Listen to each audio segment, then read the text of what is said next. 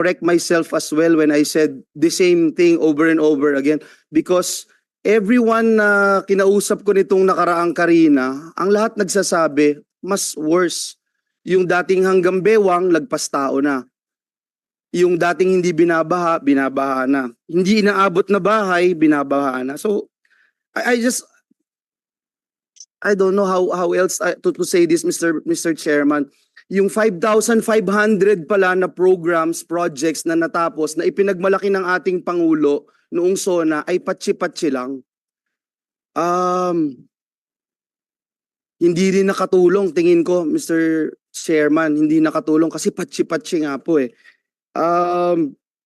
Sana ang hiling ko na lang po ay kahit na hindi po masisimulan next year, makita po natin talaga yung master plan para po meron ding confidence yung mga kababayan natin that it's really moving, Secretary.